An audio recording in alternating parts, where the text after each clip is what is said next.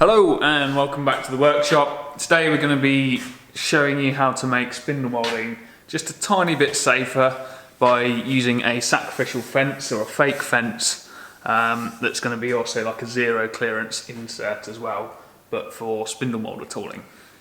So really nice and simple. We just need a couple of boards. Now I've got a couple of offcuts of MDF here, special, they've been used for something else. But they just need to be flat, straight and fairly clean. And they need to be appropriately sized to suit the type of panel or product that you're pushing through the spindle moulder. So I am using some little oak rails. So I want to put a chamfer on the edges of these oak rails. Now if you use just the spindle moulder fences, just your bog standard fence that comes on the spindle moulder, you can run into a couple of issues. The main issue with using fences like this with small components is if you've got a fairly big cutter. I mean, this isn't a huge cutter, it's a variable angle cutter block, but the radius ends up being quite large. So in order to get a small cut on the edge of this material, I have to set my fences wide enough for the cutter to physically turn between them. So I just set that up roughly to where it would be when we're making a cut. My cutter will hit the fence at that point there, so I'll just wind it back a touch. So that's sort of a minimum, hopefully you can see that, that's the minimum those fences can be next to each other.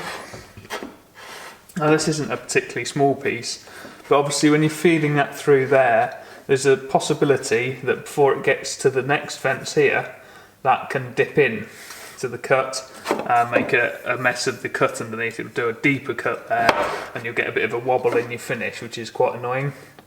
Especially when you're using the wheels, and especially if there's any intolerance between your two fences. So if there's a tiny bit of dust behind these fences and you set that up correctly, by the time you've transferred the piece over and you're working off this back fence, you'll end up with the workpiece actually away from the fences and you get, again, an inaccurate result.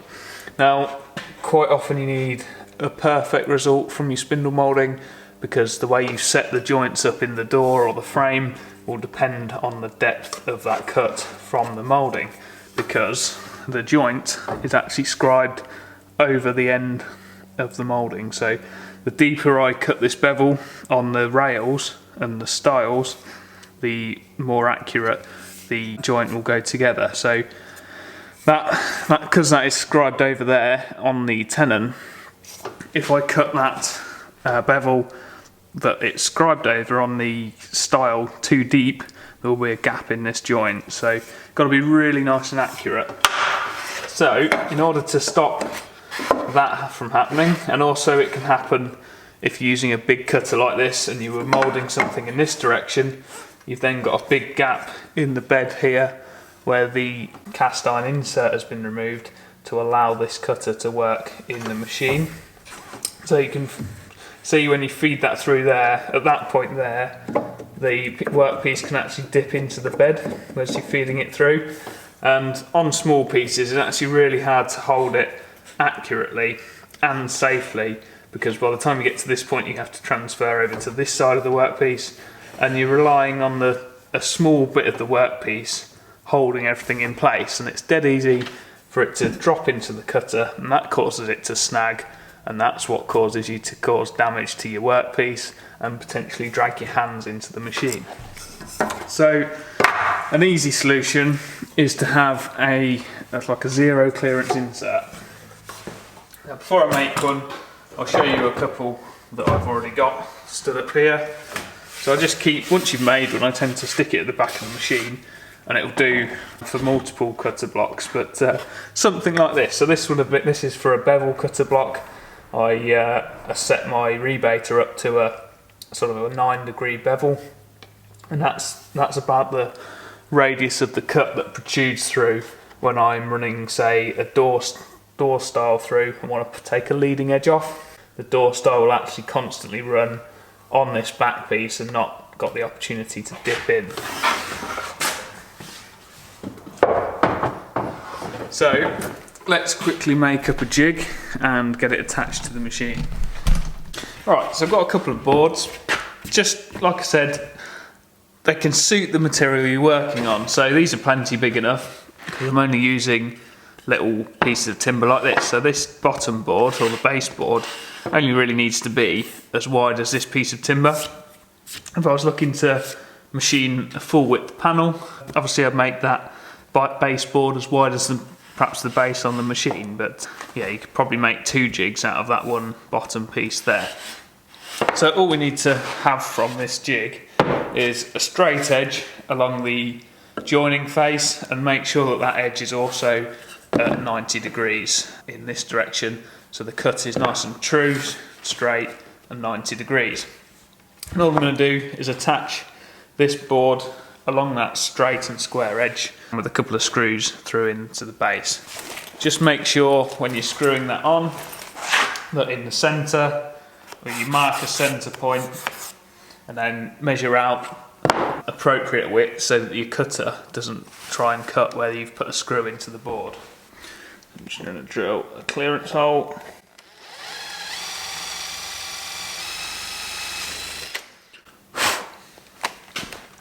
And a pilot. So I use 3.5mm screws if I'm ever screwing into the edge of a panel material, either 3.5 or 3, and I'll always use a pilot drill.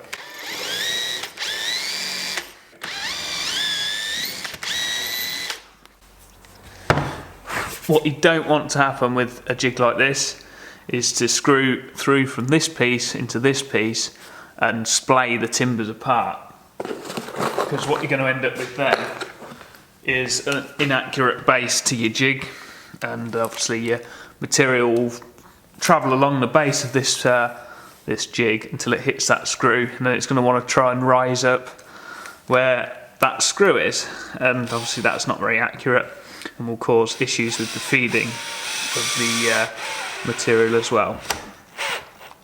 So make sure everything is nicely piloted. I've got 3.5mm screw, 2.5mm pilot bit, and I've clearance drilled this sheet as well, so everything's nice and free as it screws together. Just going to put a couple of them on down the whole sheet.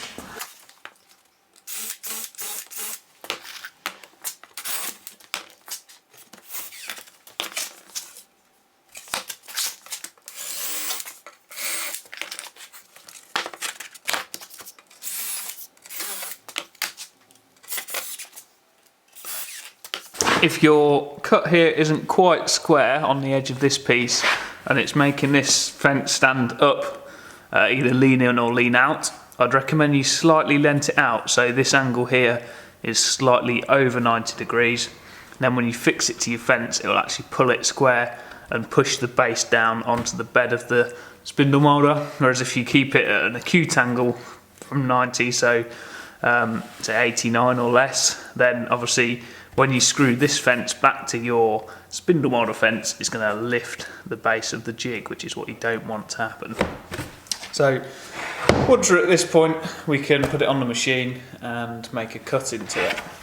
So make sure it's nice and clean on the beds, and we can push that jig up against the fence. Right, so when I attach these jigs, I've put a couple of little lines on the top of my spindle moulder fences. If I come around the side here, hopefully you can see it. Where is it? There. There's a pen line there, and there's an appropriate line on the actual fence itself. So if I slacken that off and line that fence up with that line there. And the reason for that is I've drilled a hole in the back of that fence mount there, and that drill hole drills through the fence and out to the front here. So I know what that distance is there between them two, and then I've got an appropriate length screw that goes through that position and out into the front, and that never moves, so that's always the same. I've done that on both fences. I can see.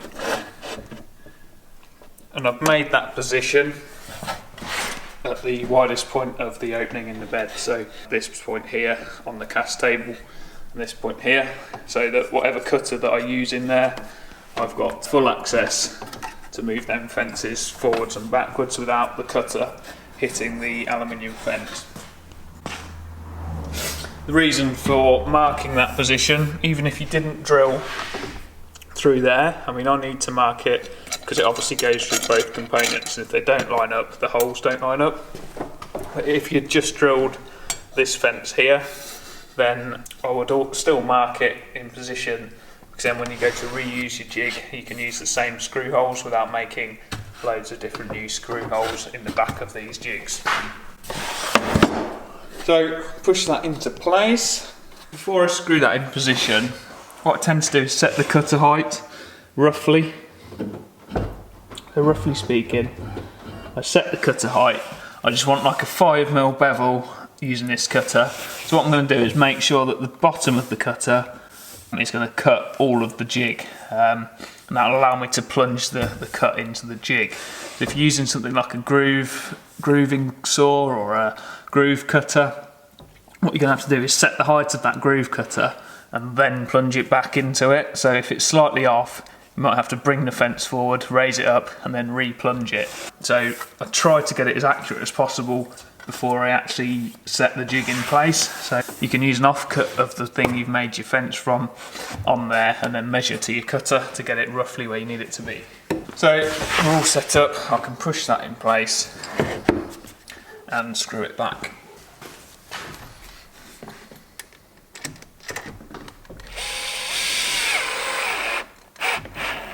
Don't go mad screwing it back because you'll just rip the fibres out of the wood because you're pulling it up to a solid surface.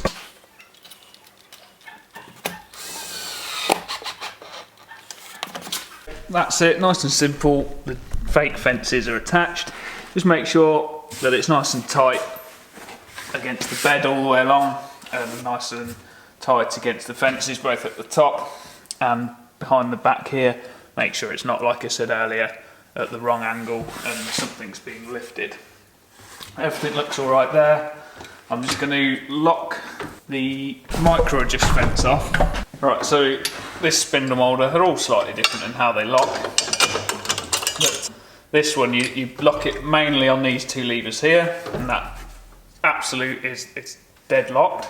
But if you undo them and tighten this turn screw here, you've got a micro adjust feature on the fence there, so you can wind it in and out under control of this thumb screw here. It's still held captive under these screws, so you're only sort of half a turn loose, so that the fence can't physically be lifted, but it's just loose, which allows it to slide back and forth. So what I'm going to do is make sure I've got plenty of slack on that screw there, so you can soon run out of travel in this slot. So we're just going to make sure that I've got some to physically wind it back. I'm going to lock that off once I'm at the cutter. So I've just touched the edge of the cutter on the jig. I'm going to tap it slightly forward so the cutter is free to turn, and then I'm going to lock that off so I can start the machine up now and then make progress into working into the jig.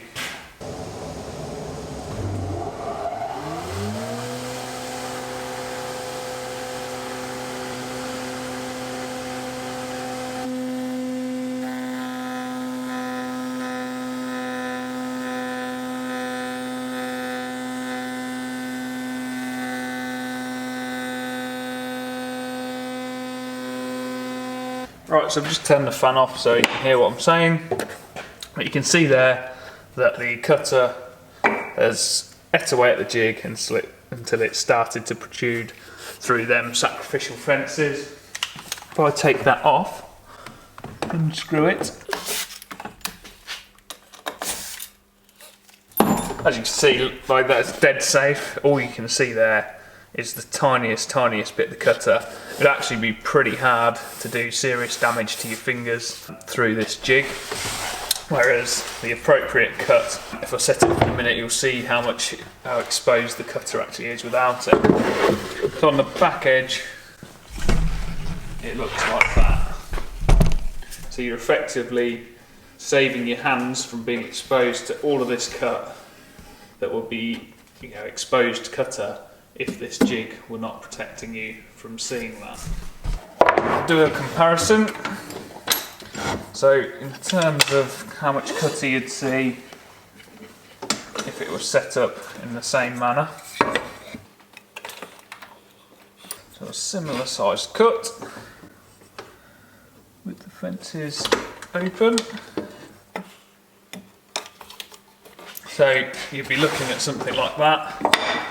You've got all of this open bed here for the material to dip into, and the gap between the fence that, like I said, if you don't hold it dead accurately, put a lot of pressure here, then you're going to see an inaccurate cut. And the worst part of spindle moulding is not feeding it in from this side here. It's when you get to this point here and you then have to work from this back fence and pull the timber through the cutter. That's when your accidents are going to happen and it's going to be dangerous. So with this jig, we're obviously eliminating a lot of the dangers that come with spindle moulding, because your hand physically can't get into that cutter block like it can do when you're using just the open fences.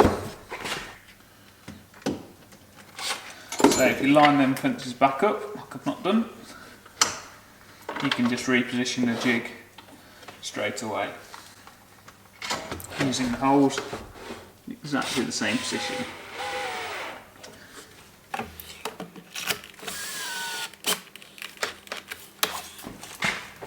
Right, so let's do some spindle moulding. I like to keep this fence the same height or less than these aluminium fences, and likewise the length here.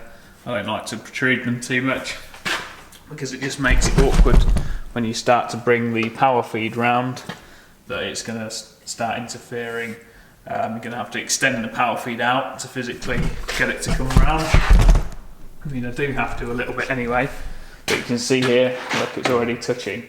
So I've got to extend that out to bring it round and then have to suck it back in to get it in the right place for the cut. So don't make them too long if you can help it. I just like to stick to the dimensions of the original machine. But let's make a cut and we can see how nice and safe it is and how accurate it is.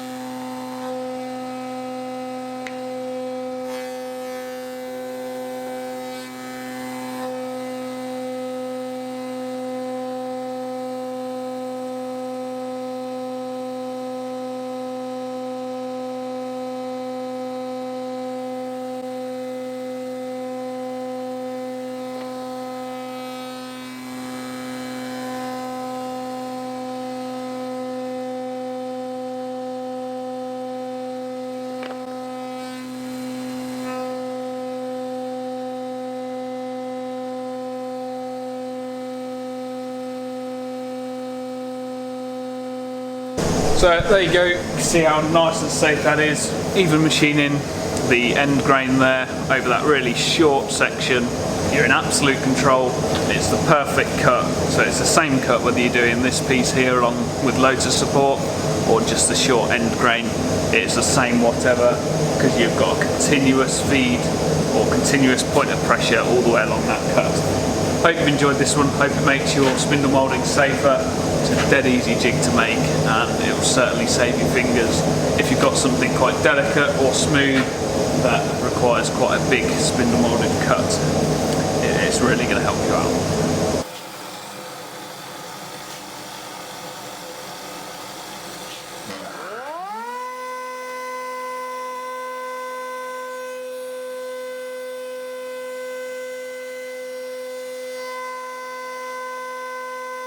So these doors I'm making have a groove in, as well as the bevel. So they're going to look like this. So the profile has a 13mm groove, and we've already cut this bevel on the edge. So I'm just going to make this fence the one that I use for doing these doors. So I'm going to use the exact same jig, and I'm going to plunge the grooving cutter through in the right position so that I can just keep this one and never have to make another one again when I'm doing this type of shaker door. So I'm just going to roughly set up like I said before, use the base of that template and align the cutter in what I think is pretty much the right position. It looks to be somewhere about there, and the reason for doing that before we screw the jig on is so that when I plunge it back through to make the hole, it's in roughly the right position. So once that piece comes through, if I raise the cutter up, it's not going to cut because there's no teeth at the back of the jig to cut the fence away. So what you'll have to do is pull the whole thing forward, raise the cutter up and then push it back. So if you get it pretty much in the right spot for a start, it's not too much hassle to go through that process. The only other thing to bear in mind if you're using a fence like this is the thickness of this material. So I'm using a bit of 3/4 inch moisture resistant MDF, and obviously as you plunge that back, if you need the depth of cut from a grooving cutter, you've got to bear in mind either this spindle spacers or it might be part of the cutter. It's obviously going to ground out on the back of this board as you plunge it through. So that section there's a rim on that cutter and that will hit the back of this board. So what I need to make sure is when this fence is pushed back, so it will sit somewhere there, I need to make sure I've got enough depth to have the fence material and the depth of cut that I need. So if I haven't got that, I'm going to have to make allowances for that. So chisel a bit out of the back of this fence to allow for that section of the cutter to go a bit deeper into the fence.